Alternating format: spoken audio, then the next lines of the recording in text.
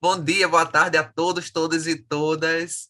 Estou aqui mais uma vez reunida com o Dr. Rosivaldo Toscano para gravar o nosso podcast. Dessa vez, meu convidado ilustre, Dr. Rosivaldo, ele é juiz de direito da comarca de Natal do estado do Rio Grande do Norte.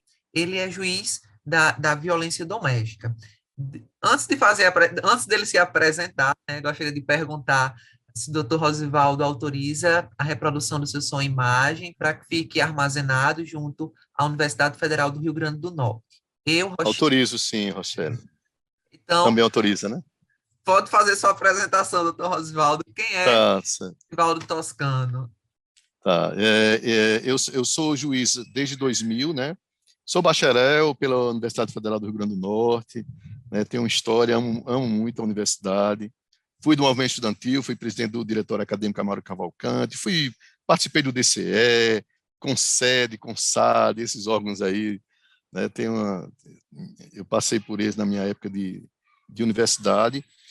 Eu tenho MBA em Poder Judiciário pela Fundação Getúlio Vargas, tenho mestrado pela Unicinos, no Rio Grande do Sul, e doutorado em Direito também, tudo em Direito nessas pós, pela Universidade Federal da Paraíba. E estou na violência doméstica, 20 anos de carreira, 18 deles, 21 vou fazer, 18 na área... Aliás, estou com 21 já, vou fazer 22 anos, o tempo passa, e há 19 anos só na área criminal, né? Vou fazer 5 anos na violência doméstica. Antes eu era juiz de uma vara criminal em Natal. Sim, sim. Então, perfeito, perfeito. Para adentrar no nosso assunto, violência doméstica, gostaria de perguntar ao senhor a respeito da Lei da Violência Doméstica, que é uma lei recentíssima, né? É uma lei de 2006. Gostaria de perguntar ao senhor uma visão que o senhor tem a respeito da Lei da Violência Doméstica, bem como da criação dos juizados de violência doméstica. Certo. Eu não gosto da nomenclatura juizado, eu acho que, com todo respeito aos juizados, né, especiais, mas são juizados que envolvem questões mais simples, né? Então, essa ideia de juizado dá uma ideia também de uma simplificação de uma questão que é extremamente complexa. Inclusive, a lei diz que não pode se utilizar a lei do juizado. O artigo 41 fala que não pode se utilizar a lei, mas usa essa nomenclatura juizado em vez de vara, né? Então, gera às vezes essa conotação de algo realmente de menor complexidade. Mas essa lei, inclusive, ela foi objeto, na verdade, de uma condenação do Estado brasileiro junto à Corte Americana de Direitos Humanos, Corte Interamericana de Direitos Humanos, no caso de uma senhora que morava no Ceará, em que nessa situação ela foi agredida pelo então companheiro, então marido dela, e ele atirou, ela ficou paralítica, e os anos se passaram, muitos anos, e não houve uma resposta do Estado, né, tanto da persecução quanto do judiciário, e nem do legislativo, né? Então, houve uma condenação do Brasil junto à Corte Interamericana de Direitos Humanos, e um dos dispositivos dessa condenação estava da criação de uma legislação protetiva no Brasil. Então, essa mulher, ela foi homenageada e a lei levou o nome dela, né, que é Maria da Penha, e ela recebeu uma reparação, mas ela disse que essa reparação é irrisória, não pelo valor, mas o que ela queria, na verdade, era a norma protetiva, né? Então, essa lei surgiu em 2006, é uma lei muito interessante, porque ela traz dispositivos não meramente punitivos, criminalmente punitivos, mas ela traz dispositivos de políticas públicas que são tão necessárias, porque assim como o machismo, assim como o racismo, que é estrutural, que está no dia a dia, está nas práticas sociais, nas representações sociais, o machismo também é estrutural, está no dia a dia e as pessoas muitas vezes não percebem, né? E é interessante, Rosselli, que quando eu fazia os encontros, né, que agora com a pandemia não dá para fazer aqueles encontros com as pessoas juntas, né, mas a gente tem que fazer as coisas separadas, mas fazia encontros com 10 casos que eu iria julgar num pautão, e eu perguntava lá, né, olha, aqueles 10 homens e 10 mulheres que estavam ali, né, 10 pessoas acusadas e 10 supostas vítimas também, com os advogados e tal. e eu perguntava que, olha, tem alguém aqui nesse ambiente que tem posturas machistas? Não estou dizendo que é ser machista, porque o machista acha que o homem é superior à mulher, melhor que a mulher, mais inteligente que a mulher, mas posturas machistas que, de alguma forma, diminuem a mulher na sua qualidade intrínseca, né, do universo feminino. Aí, geralmente, todo mundo calado. Uma vez um camarada disse, olha, eu acho que eu tenho alguma postura machista assim, mas bem pouquinho. Aí eu disse, olha, pois eu vou contar a minha história, né? Então, eu contava a minha história, minha própria história de vida, né? Quer dizer, eu sou filho de uma família de três, são 3 irmãos, eu sou filho do meio.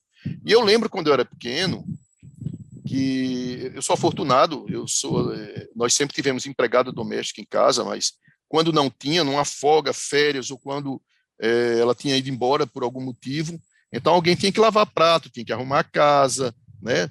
Tinha que arrumar a cama, tinha que fazer alguma tarefa doméstica, né? Então, minha mãe sempre fazia, meninas, e ele? Não, isso é coisa de menina. Então, eu ia jogar bola, eu ia ler meu livro, né? Que eu sempre gostei muito de ler. Eu ia lá ler meu livro, eu ia jogar bola, e reunir com os amigos, jogar algum joguinho, né? Enfim, elas estavam lá, cumprindo as tarefas domésticas, porque não era coisa de menino, né? Então, as coisas de menina eram sempre as coisas boas, e as de menina não eram as coisas boas, né? Então, e eu lembro, eu também sou afortunado, porque eu sempre ganhei presente de Natal, e às vezes a gente não para refletir, né? Que há pessoas que não recebem presente de Natal, ou alguma vez na vida não recebeu presente de Natal. E os meus presentes eram o quê? Eu olhava os meus presentes e olhava os presentes das minhas irmãs. Então, eu ganhava revólver, capacete, tanque, soldadinho de plástico, né? Ganhava bola de futebol, metralhadora intergaláctica, aquelas coisinhas, aquelas coisas todas e tal, tipo Star Wars, que na minha época era outra, era Buck Rogers. Eu já denunciei minha idade aí nisso. Mas, enfim, e eu olhava pelos brinquedos das minhas irmãs, né? Panela, vassoura, fogão, cama, armário, boneca. Então, isso diz muito sobre o que é que a sociedade, qual a representação que a sociedade está fazendo ali para aquela criança, né? A criança do sexo masculino e do feminino. Sim, eu ganhava carrinho também. E eu saía puxando o carrinho pela rua. Então, o lugar do homem é qual? É o mundo. Então, ganhava avião, né? O lugar da mulher é o quê? É um ambiente doméstico. Ela está lá desde pequena. Olha, minha filha, é o seguinte, você vai criar crianças, então toma aqui a bonequinha para você ir aprendendo, já ir treinando. Deixa ele ganhar o kit de engenheiro, sabe? O seu kit aqui é o seu kit de panela, fogão e tudo mais. Minha mãe é uma pessoa maravilhosa, mas minha mãe reproduzia o machismo, né? Minha mãe não era machista. Olha, uma mulher não pode ser machista, mas ela pode reproduzir o machismo. Assim como um homem negro, ele não pode ser machista, mas ele pode reproduzir o machismo. Né? Porque o machismo ele inferioriza a mulher, e o racismo inferioriza o fenótipo negro, né? Mas, então, ele reproduz. E é interessante que eu lembro demais, e às vezes eu perguntava assim, nessas reuniões, né? Olha, a escravidão acabou no final do século passado, mas tem uma profissão que é a mais próxima da escravidão. Eu vou descrever essa profissão para ver se os senhores conseguem descobrir que profissão é essa. Primeiro, ela não é reconhecida como uma profissão. Segundo, ela não tem carteira de trabalho, ela não tem jornada diária de trabalho, ela não tem descanso semanal, muito menos ela é remunerada, ela não tem férias, não tem FGTS, nem tem aposentadoria por tempo de serviço. Que profissão tão ingrata é essa? Se não, dona de casa. E aí eles ficam, sabe, assim, pois é. E minha mãe, eu lembro quando eu era pequeno, íamos fazer compra na Rio Centro, e a mulher perguntava lá alguma coisa no cadastro dela, Qual a profissão da senhora? Eu lembro demais, várias vezes, minha mãe dizer, a senhora trabalha? Não, não, não. Eu sou dona de casa. Dona de casa é horrível. Ainda mais quando a mulher... Hoje em dia, a minha mãe não trabalhava fora de casa. Ela trabalhava dentro de casa. Mas as mulheres que trabalhavam ou que trabalham fora de casa, essas é que sofrem muito. Porque elas têm as duas jornadas fora de casa e ela só tem uma jornada para cumprir tudo que minha mãe fazia o dia inteiro. Lá trabalhava o dia inteiro, ela tem uma jornada só. Arrumar a casa, preparar o jantar, preparar a mesa, sentar as crianças, dar banho nas crianças, depois do jantar, recolher o jantar, lavar os pratos, panelas, tudo, colocar as crianças para dormir e tá lá o homem, lá o machão tá lá assistindo televisão na sala do jogo de futebol. E à noite essa mulher ainda tem que estar disponível para esse homem. E às vezes o machão está dormindo de madrugada e a mulher tem o quarto expediente, que é quando a criança adoece. E no outro dia de manhã, os dois vão acordar no mesmo horário, ele vai se barbear e ela vai estar ajeitando as crianças para irem para o colégio. Esse cara não vai estar fazendo, muitas vezes não faz nada. E é o normal. O normal, está dentro da normalidade. Normalidade como algo que é normalizado, que é tornado como regra. Não por ser justo. É normalizado. É uma norma injusta que inferioriza a mulher. É o dia a dia. O dia a dia da mulher é isso.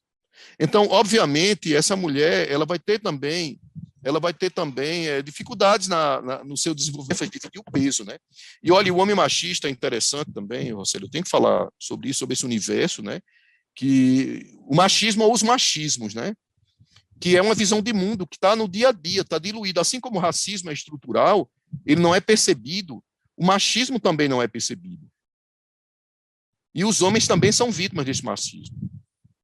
E ele é estrutural, começando falando do estrutural, eu lembro que, olha, minha filha, ela ganha livros, sim, dou livros à minha filha, é essencial dar livros, mas eu só dei uma boneca à minha filha.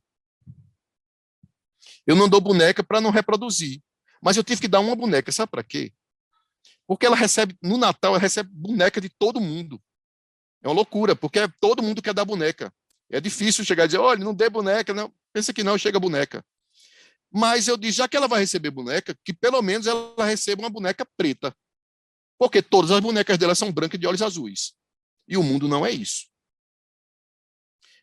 E aí depois, quando eu for falar de colonialidade do poder, vou falar um pouco sobre isso, mais à frente, que eu queria falar também, vamos falar de filosofia, falar um pouco de colonialidade do poder, tem essa questão eurocêntrica, né, dessa loira dos olhos azuis, que não tem nada a ver, você olha, a gente não está ali, né?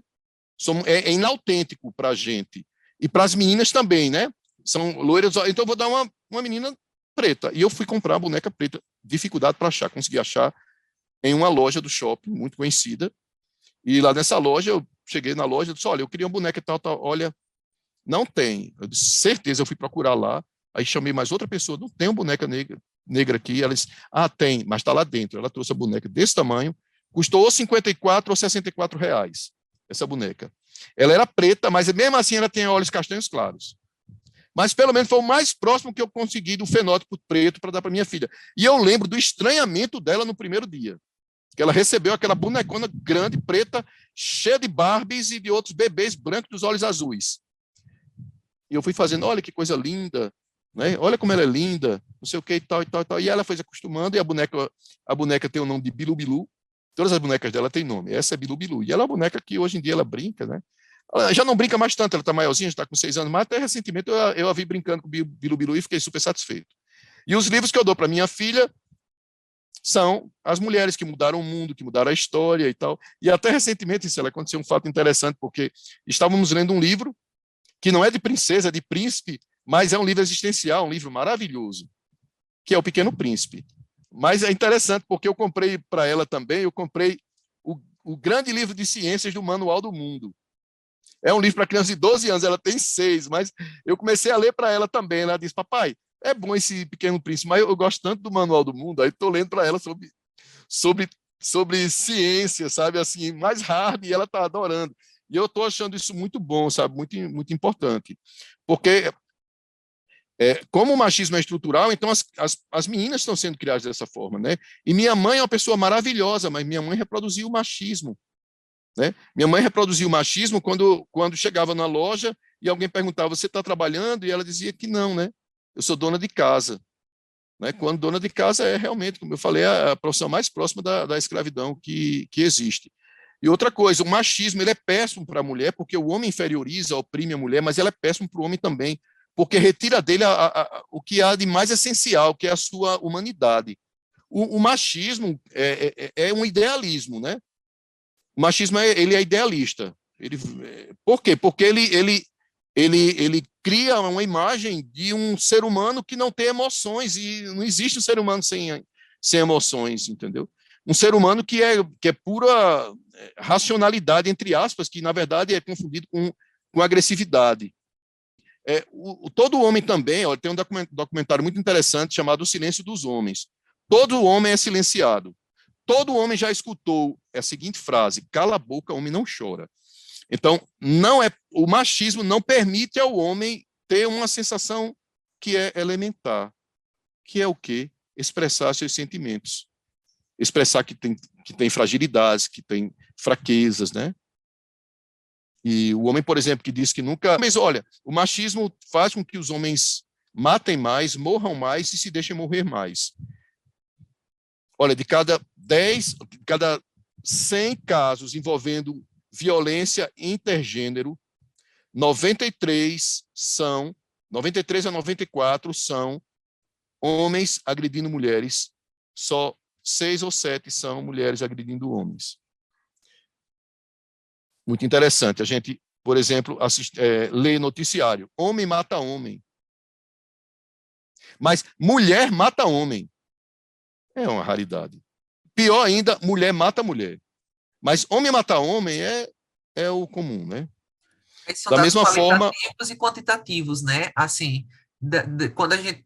acontece, mas quantitativamente, quantitativa é representação baixíssima, um percentual baixíssimo. Claro que acontece, por isso que às vezes os negacionistas estão dizendo, olha, é porque aconteceu aquilo, né? Como a questão da vacina, né?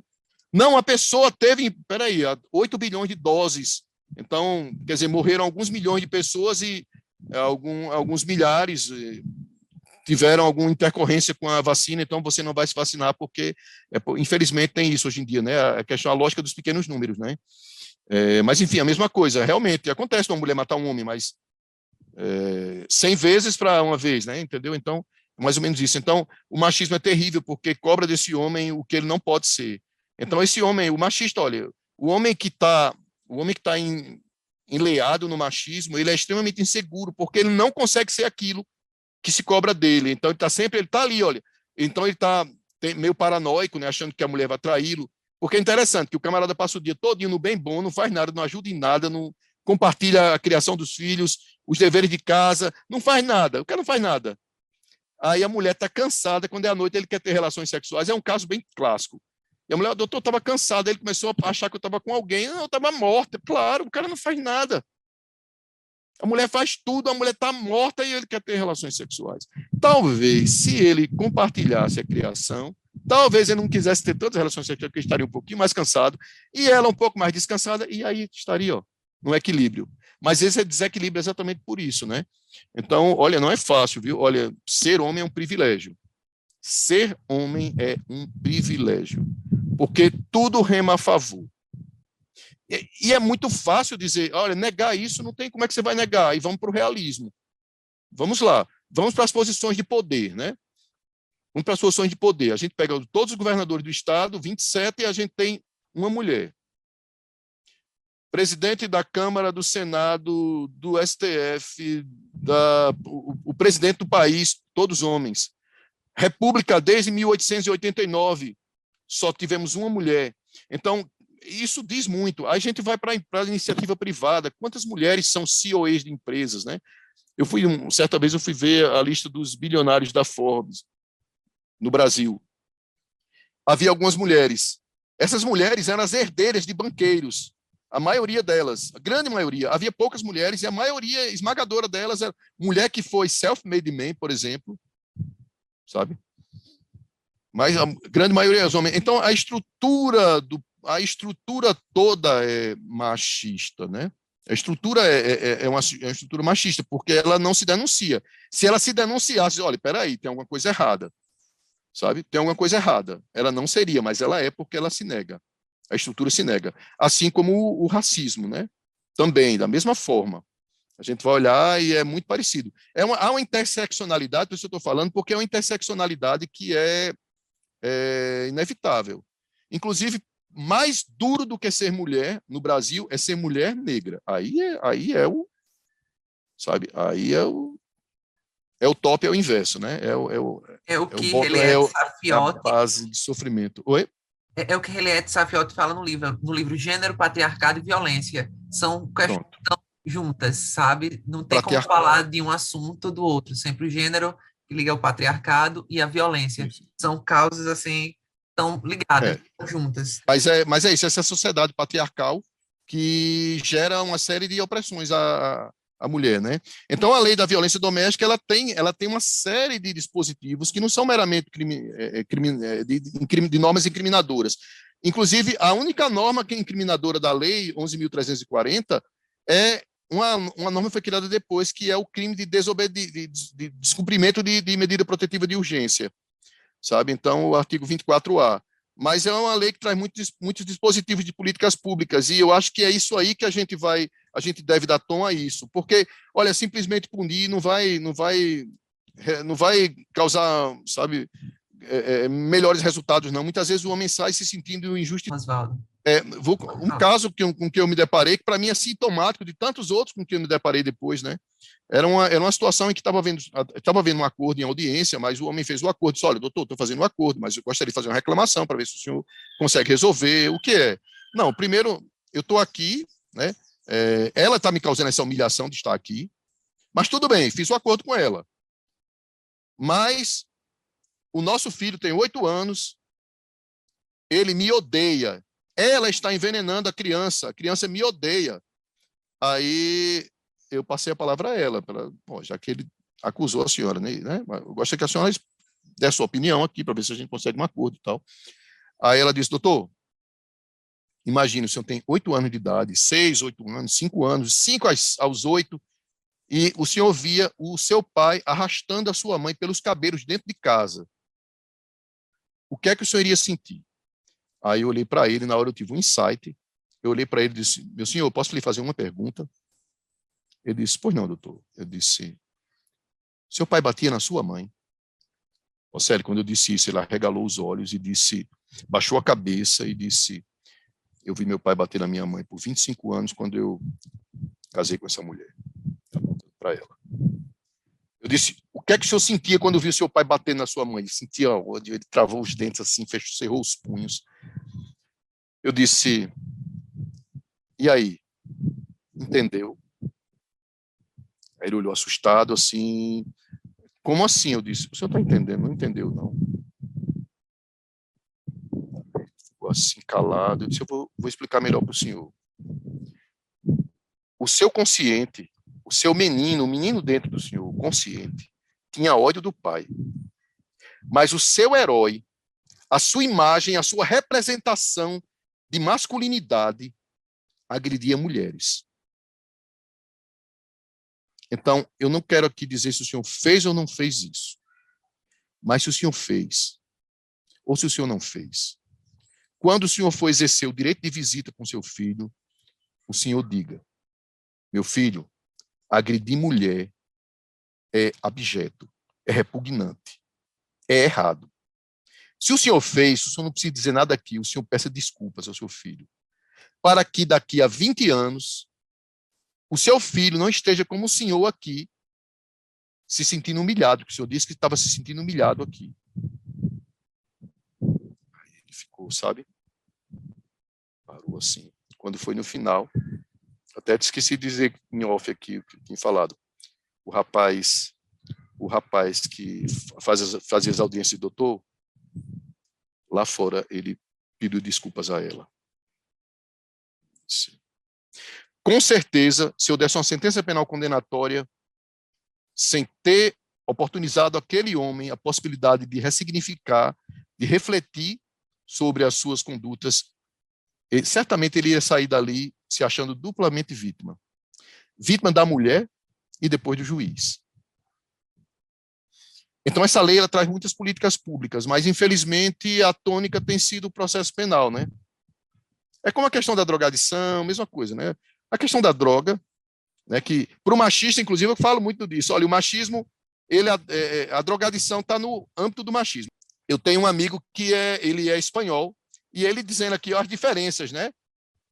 De lá para cá e tal, e ele dizendo, olha, uma coisa que é muito patente aqui, é que vocês saem para beber, e vocês têm que beber e ficar embriagados, né? Olha, lá na Europa, se a gente vai sair assim, lá na Europa, meu círculo de pessoas, e a pessoa bebe, a pessoa fica, assim, falando tolice, sendo inconveniente, ninguém mais chama para sair, né? Aqui não, vocês ficam depois compartilhando, acham que é engraçado e tal. E dentro desse pacote do machismo está isso, de se embriagar, né? Porque aí, embriagado, ele fala um monte de estultice, né? Ele solta piadinha com garçom, ele é inconveniente e tal, ele agride a mulher, insulta, e no outro dia ele dá desculpa, é porque eu bebi, né? Então está muito nesse pacote também, tem essa questão da droga, né? Mas a droga do machista é o álcool, mas as outras drogas são terríveis, né? Olha, se for falar de maconha, droga por droga, droga péssima, né? Antes fosse maconha, porque o camarada usa maconha, a maconha ela calma, né? Já o álcool, como a cocaína, é esfuziante, né? Então, antes fosse uma droga que acalmasse, mas uma droga esfuziante, né? Então, eles são contra as drogas, entre aspas, mas se drogam muito, né? Dentro desse pacote do machismo está essa questão do consumo de drogas, né? E queria falar também a respeito de uma visão minha, a respeito do senhor falando dessa questão da bebida alcoólica, né? Recentemente, uma visão minha, o jogador Robinho, ele foi condenado mais ou menos nesse sentido, no sentido de se embriagar a mulher e depois estuprar, né? São esses casos que, inclusive, aqui no Brasil acontece muito. O senhor não pega esses tipos de crimes, porque é da vara criminal, né? Não diz respeito ao juizado, não, mas isso aí também tá essa questão do machismo, da violência, e ligando a esse assunto também, existem casos que muitas vezes a mulher não quer ter relação com o marido, né? Isso é estupro, é considerado estupro. É o que eu falei. O machão tá lá, passa o dia numa boa, né? Ele trabalha, mas não está descansando, e ele quer a mulher disponível lá, e às vezes ele força realmente a relação. Acontecem casos de estupro também na violência doméstica, mas a tônica mesmo é mais a ameaça e a lesão corporal. De longe, assim, digamos que estupro é um percentual de 5%, por aí. Menos de 10%, com certeza, com certeza. Está ali na casa dos 5%. Ameaça está ali 60%, lesão corporal ali uns 35%, 40%, talvez aí o restinho aí é um outro, violação de medida protetiva, mas é mais ameaça, porque na verdade, violência é todo ato que atenta contra a dignidade da pessoa, né? E uma sociedade como a brasileira, né, que aí entra a questão da violência simbólica, a gente já fala de Bourdieu aqui, a violência é todo ato que atenta contra a dignidade do ser humano, né? É um ato deliberado de fazer com que o outro sofra. Então, muitas vezes, uma ameaça é mais gravosa do que uma lesão. Já peguei caso de mulher de chegar e dizer, doutor, eu preferi que ele me desse um soco, me desse um chute, mas, doutor, ele disse que ia me matar na parada de ônibus. Agora eu fico, toda vez que eu vou trabalhar, que eu vou para a parada, eu saio, eu fico olhando, será que é hoje que eu vou ficar, meus filhos vão ficar órfãos? Entendeu? Então, é uma coisa assim bastante ruim, bastante deletéria. Então é isso, assim, o machismo, os homens também são vítimas, porque são emudecidos, né? Não podem ter sentimentos. Cobra do homem uma postura que ele não pode ter. E lá a gente usa recursos de não violência, sabe, visando esse homem fazer uma ressignificação do seu papel, né? Então nós temos grupos reflexivos de homens. Então, os homens vão para o grupo reflexivo e lá eles têm a oportunidade de ressignificar seu papel. E esses grupos são sigilosos, eles são feitos por uma mediadora e por mediadores, na verdade, que são pessoas que têm uma formação para isso, e há psicólogos também, assistentes sociais e tal. E eu não sei o nome dos santos, jamais, não impediria, uma questão ética, e jamais pediria, nem eles diriam, que é uma questão sigilosa, esses homens que passam por esses grupos reflexivos, mas eu sei os milagres, né? Tem um caso de um homem lá que esse homem ele chegou lá revoltado, ele era da agente da segurança pública, ele era um policial, e na primeira reunião, na frente dos outros 9 lá, ele chegou, não devia estar aqui não, devia estar prendendo esses homens, esses bandidos, não sei o que e tal, olha, dizendo isso tudo. Revoltado, muito revoltado, mas ele foi fazendo o trabalho, esse trabalho faz com que o homem reflita sobre o seu papel, sua história, aí começa a rever a sua história, como foi sua educação, sabe? O que é que ele sofreu, sabe? E aí esse cara começou a reavaliar e tal, e no final ele disse uma palavra, qual é a palavra? Uma palavra, ele disse, olha, a minha palavra é Fênix. Por quê? Não, porque eu estava morto e eu não sabia. Eu vou dizer a vocês, vou abrir o jogo aqui. Naquele primeiro dia, que eu peço desculpas a todo mundo por eu ter falado aquilo, mas naquele dia eu fui a Ponte Newton Navarro para me jogar. Eu cheguei a parar o meu veículo, não sei se era moto ou carro, não me deram detalhes, mas cheguei a parar o veículo, mas depois disse, sabe, essa mulher não merece isso não. E hoje eu vejo que ela não merece o que eu fiz com ela. Só que mas retomando, então esse homem, ele teve, ele ressignificou o papel dele, né, e ele estava morto e não sabia, né, então ele era fênix e tal. Teve outro caso de um homem que chegou lá e começaram a falar, disse, olha, como é a sua vida, sua infância, você já disse que te ama alguém? O cara, não, vou dizer te ama ninguém, não, mas nem sua companheira, sua ex-companheiro, não, nunca disse nada disso, não, isso o homem diz essas coisas, não. Você já disse eu te amo pro teu pai? Não, você não disse eu te amo a ninguém. Muito menos dizer para macho, eu te amo para macho, vou dar. Você já deu um abraço ao seu pai, deu um beijo em macho? Vou beijar macho o quê? Nem meu pai. Não sei o que, começou aquela coisa, né? E os outros, não, já dei um beijo, não sei o que, mas lá. E ele foi ressignificando isso, foi fazendo reflexões e tal. Aí quando foi um dia, ele disse, rapaz, eu fiquei curioso agora, eu nunca dei um abraço do meu pai. Como seria dar um abraço nele, né? Já pensou dar um beijo no seu pai? Não, não, não. Dar um beijo, eu não sei o que, é que ele ia achar, dar um beijo nele. Mas pelo menos dizer eu te amo pro seu pai. Né? E tal. Aí, quando foi na outra reunião, e aí, deu um abraço, deu um beijo? Não, não, não, eu não consegui, não. Aí, quando foi na outra reunião e tal, teve um dia, esse homem que tinha dito que não chorava, nunca tinha chorado. Um dia ele chegou lá, das últimas reuniões já, mas ela disse que destampou, assim. Sabe aquela pessoa que passou 30 anos, né, guardando aquilo? Ela disse, olha, eu nunca vi um homem chorar tanto. Ele não parava de chorar. Porque ele disse que ele conseguiu dar um abraço, um beijo no pai dele, dizer eu te amo. O pai começou a se abraçar e a soluçar, os dois começaram a soluçar, de chorar, soluçando os dois, abraçados. E eles chorando, soluçando lá. E ela disse, poxa, esse homem vai se transformar. E o interessante é que esse mesmo homem, que disse que nunca tinha chorado, que era tudo essa frescura, né, entre aspas, usando esse termo, mas esse homem depois começou a dizer, olha, já salvei não sei tanto quantas mulheres do ciclo de violência e tal, e agora ele está sendo preparado para ser um dos facilitadores em próximos grupos reflexivos de homens. Um homem que foi réu num processo criminal, se livrou, o processo já acabou, e agora ele vai participar junto com essa mulher e com psicólogos e assistentes sociais a fazer com que outros homens tenham a oportunidade de ressignificar seu papel. Perfeito. Vem até uma pergunta a respeito disso, uma das características até aqui na nossa conversa, a respeito da questão do crime, né? Porque o direito penal, muitos têm uma visão que é só de punir, né? Aconteceu o crime, aconteceu a violência doméstica, temos que punir.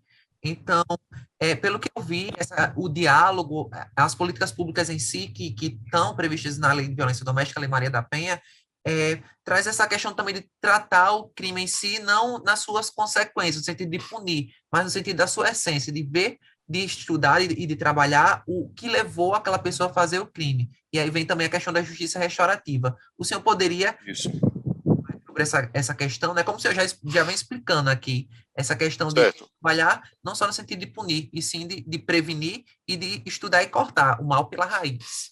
Isso, eu acho que a justiça restaurativa é muito interessante. Na violência doméstica tem que ter um pouco de cuidado, que às vezes há um desequilíbrio de poder, né? mas a mulher estando segura, ela é um instrumento interessante, né? Mas pelo menos essa mediação, essas técnicas de não violência, né, essas metodologias de não violência são muito adequadas a esse tipo de enfrentamento. Há situações em que a gente lida com algum psicopata, essa pessoa entre 1 e 3% da população, segundo, dependendo do estudo, né, é psicopata, essas pessoas são incorrigíveis, então não vai surtir efeito um tipo de método como esse, né? Mas a maioria dos casos não surtem efeito, das pessoas não são sociopatas, não são psicopatas, então há uma possibilidade de ressignificação, como é o caso desse homem que eu contei, por exemplo, desses homens, né, que com certeza saíram diferentes dali, né, e eu acho que é nisso que a gente deve apostar. Há casos em que não tem como, né? Agora, a gente tem que entender outra coisa, que a legislação também ela é feita, os punitivistas, né, que vão se mexer na cadeira aí, porque a legislação penal, a lei penal, ela estuda um pouco de criminologia, vai ver que ela é excludente, né? Ela é seletiva e excludente. A gente vai ver, é só olhar quem está no sistema carcerário, né? A parte todo o discurso aí, de não sei o quê, mas a gente vê que na prática quem realmente está preso, porque as leis, elas são feitas, quem faz as leis, a primeira coisa que olha é para si mesmo, né?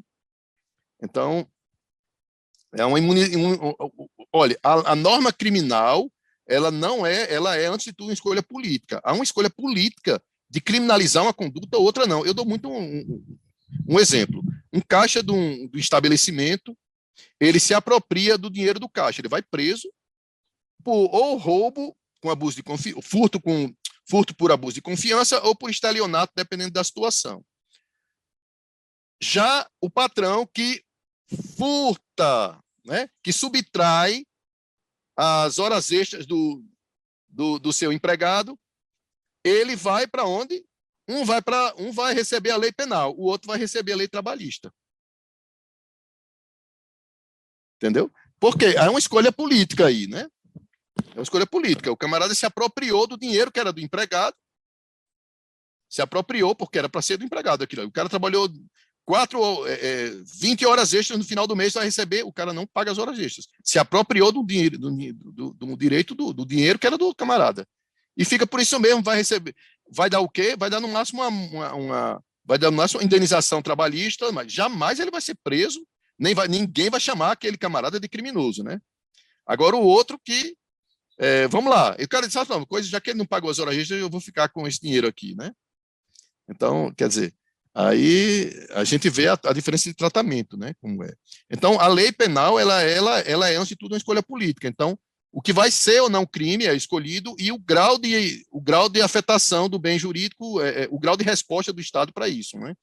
Então, por exemplo, duas pessoas furtarem um televisor, a pena é de 8 anos, mas você bater numa mulher, a pena máxima é de 3 anos. Né?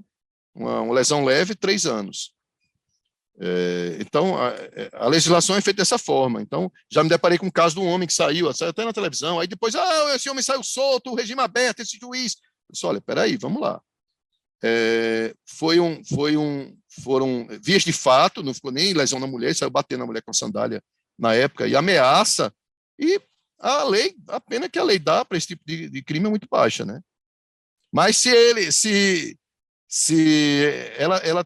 ele tivesse furtado o televisor dela, talvez tivesse sido um pouquinho mais, né?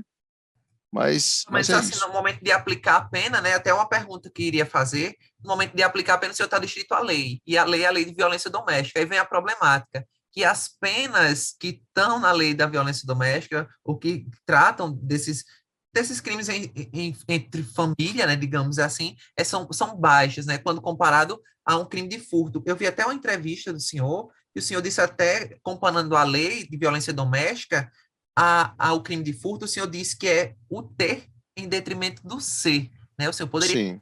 melhor me explicar? É muito sintomático, né?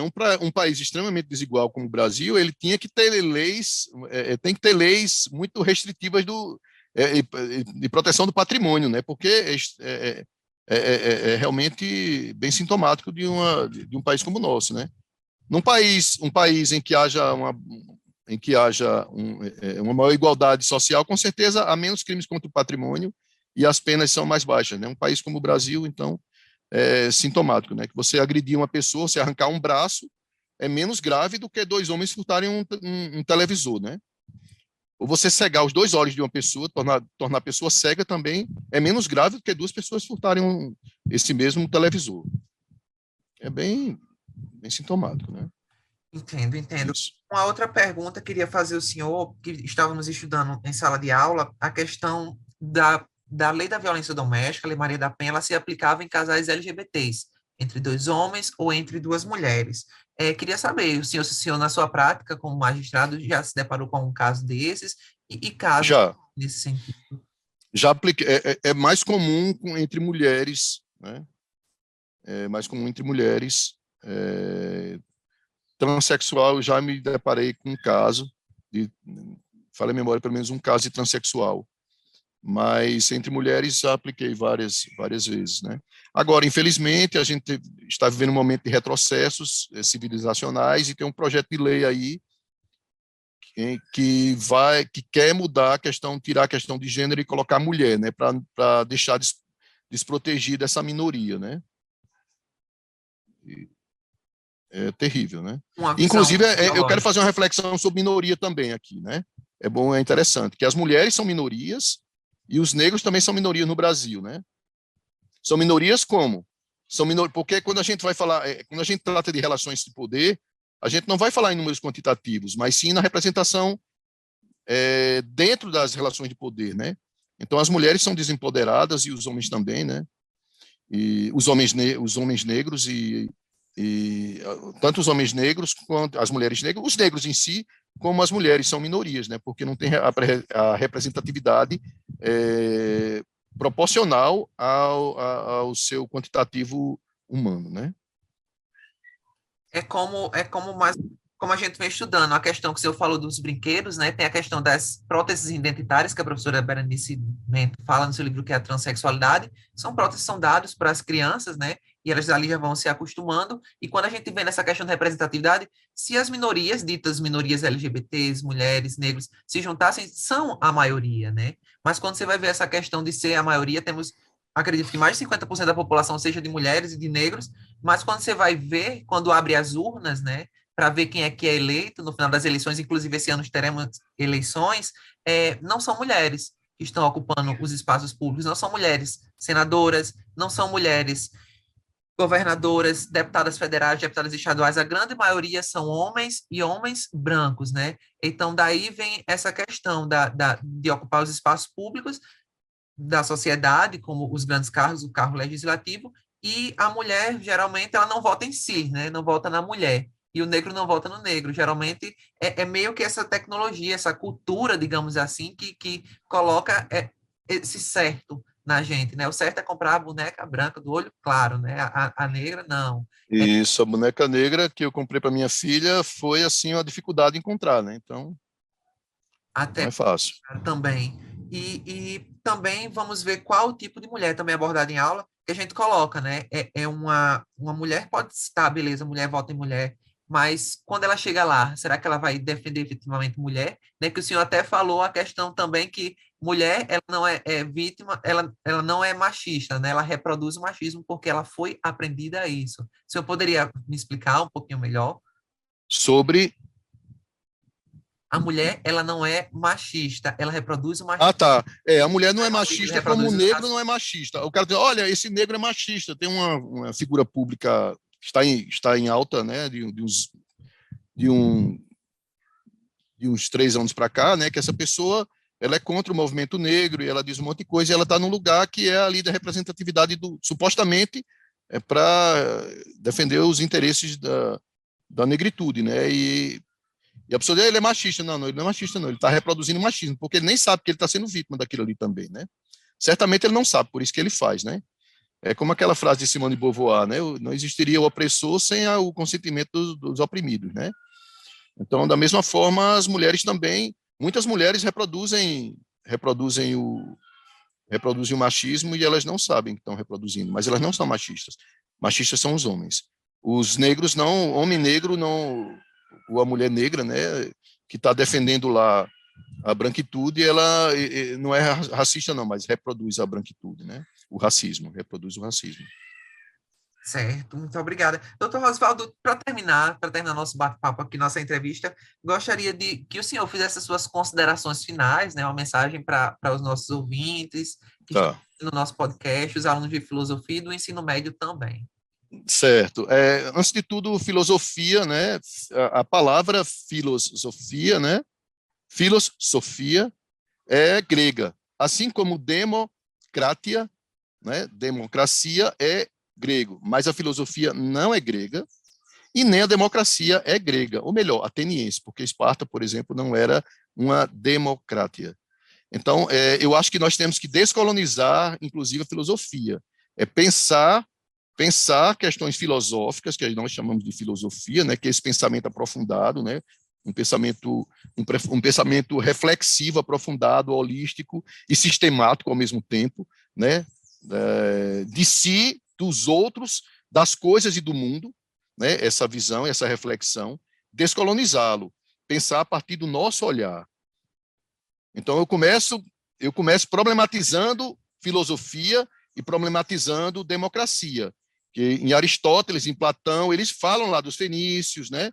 Então, a filosofia, esse conhecimento aprofundado, essa reflexão sobre o cosmos, sobre o mundo, né? Sobre o que existe, já vinha de outras culturas. E os gregos beberam dessa cultura, mas há uma ideia, toda a formação eurocêntrica, parece que o mundo nasceu ali na Grécia. Que a Grécia, cá entre nós, não era Ocidente, não, ela é muito mais Oriente. Né? Ela está mais para Oriente ali do que para. Mas houve tudo isso. Assim como o cristianismo também é oriental, né? E foi ocidentalizado. É interessante quando eu vejo esses quadros da Idade Média, né? De grandes, né? Considerados grandes pintores e tal, e está lá aquele Cristo branquinho dos olhos azuis. E olha, o Cristo ele se pareceria muito mais com. Fisicamente com qualquer pessoa que a gente pega aí, bota aí Irã e Palestina, por ali aquela região, aquele pessoal ali, a Arábia Saudita, aquele biotipo ali, né? Um biotipo pardo, né? O Jesus, né? O Jesus dito, ele seria pardo, não tem nada de branquinho, né? Mas nós vivemos, na verdade, nós não somos, inclusive, nós não somos Ocidente, nós precisamos descolonizar o pensamento, porque nós não somos Ocidente. Nós somos ocidentalizados. Olha, eu lembro, minha esposa tinha uma amiga que foi fazer um pós-doutorado na Inglaterra. Minha esposa é psicóloga, né? Na área de psicologia. Ela lá conversando com o orientador e tal. Aí o orientador disse: olha, tem umas coisas aqui que tem que ajeitar. O que é? Não, você colocou aqui nós ocidentais. Mas você é ocidental? Não, eu não sou, sou brasileira, sou ocidental. Não. Você não é ocidental, não. Certíssimo ele. Eu sou ocidental. O Brasil conquistou o quê? A religião do Brasil veio de onde? Foi o Brasil que construiu essa religião? A cultura de vocês veio de onde? Né? Aí eu vou complementar o que ele falou. Vocês usam, digamos assim, nós usamos terno em pleno calor, uma região próxima à linha do Equador, inclusive, tropical, né? Uma região tropical, nós usamos terno. Nós, no Natal, nós vemos, a figura nossa é de um Papai Noel, de vermelho, que a gente nem sabe, a maioria das pessoas nem sabe porque o Papai Noel é vermelho. Né? O Papai Noel é vermelho por causa da propaganda da Coca-Cola, que a Coca-Cola nos anos 40, na época do Natal, ninguém tomava Coca-Cola, porque o São Nicolau, ele usava verde, inclusive. O Papai Noel São Nicolau usava verde, então a Coca-Cola, espera aí, vamos transformar. Aí criaram aquele velhinho rechonchudo, branco, de olhos azuis, né? E a gente sai aí com trenó, aí coloca trenó e neve, 40 graus. Porto Alegre agora estava dando 40, sensação térmica de 50 graus. E o pessoal ia lá, Natal Luz, lá, a região. Eu digo que eu morei em Porto Alegre. Na época do frio é frio para rachar, mas essa época do ano é quente lá. Porto Alegre é um forno. Mas é naquela região que tem o Natal Luz, as pessoas vão para o Natal Luz, veio passar o trenó de rena. Isso não tem nada a ver, completamente inautêntico para a nossa realidade. Então nós temos que descolonizar o pensamento, descolonizar a filosofia. Kant é importante, Hegel, né? Heidegger, né? Mas vamos pensar a América Latina e nós latino-americanos, né? Vamos pensar a partir da nossa realidade, né? Vamos estudar Henrique Dussel, para mim o maior filósofo da atualidade, que ele é um ilustre desconhecido na academia brasileira, entendeu? Um argentino radicado no México. Nós temos grandes filósofos aqui, tivemos grandes filósofos também, né? Na área econômica, também na sociologia, nós, sabe, tem grandes nomes, pessoas assim espetaculares. Darcy Ribeiro, um cara fantástico. Vamos ler Darcy Ribeiro, sabe?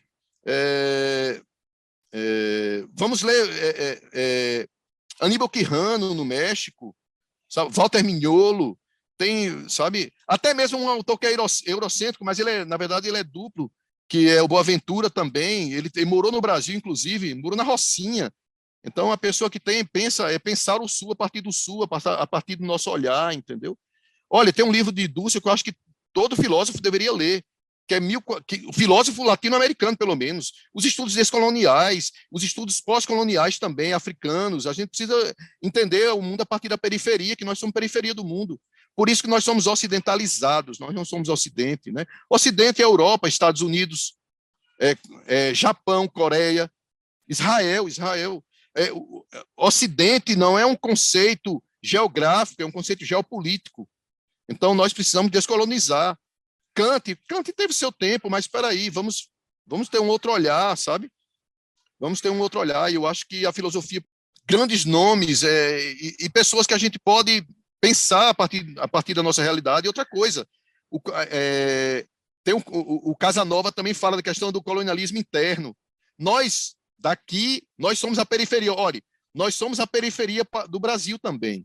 Nós precisamos ler os autores daqui, não do Sul Maravilha, entendeu? Também do Sul Maravilha, vamos lá. Mas não é porque vem de lá do Sul que eles são, entendeu? São tudo, não. Tem boas ideias aqui, tem autores legais para a gente, sabe, fazer uma reflexão. Então é isso.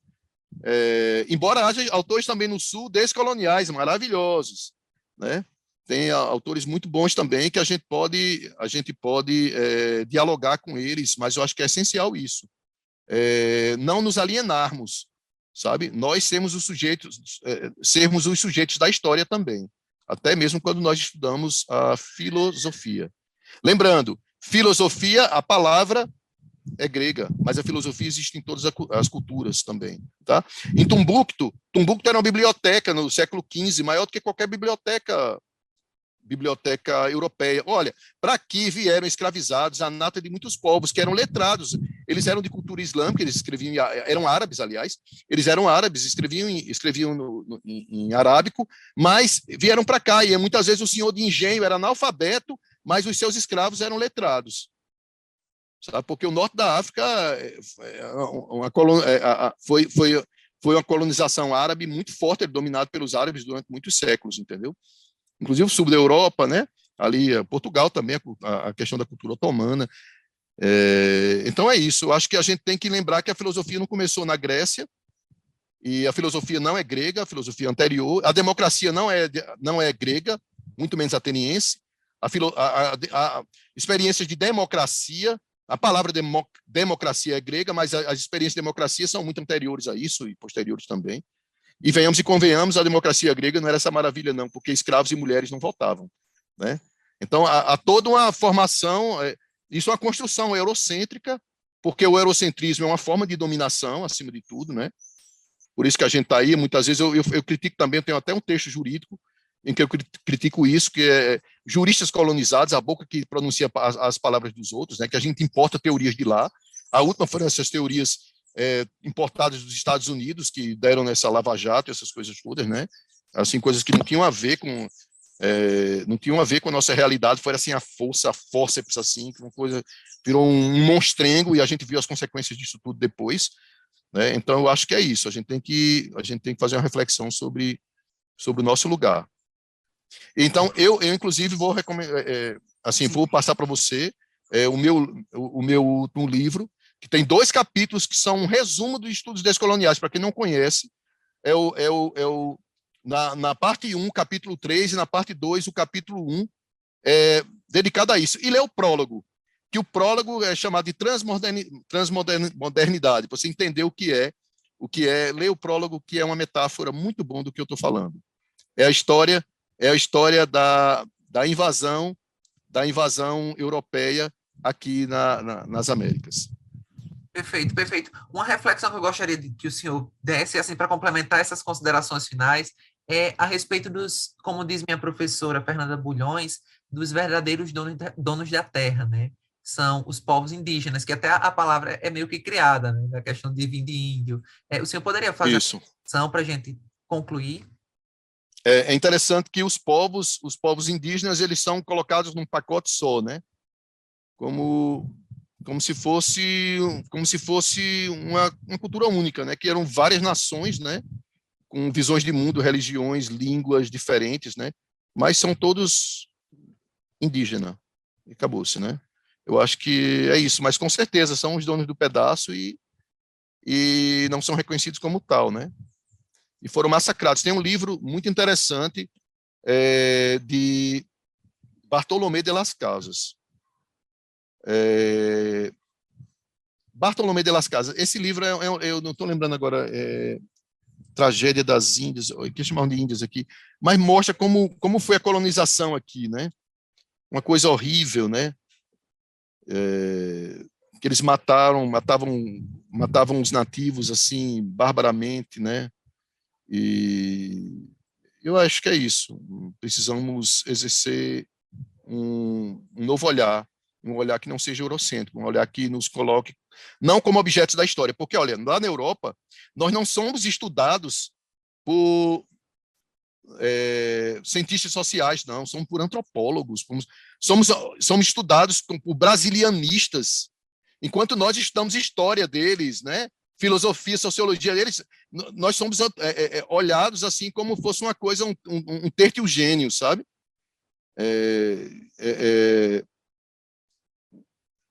É isso, nós somos objeto de estudo, nós não somos sujeitos de estudo, sabe? Somos olhados de um olhar que nos inferioriza.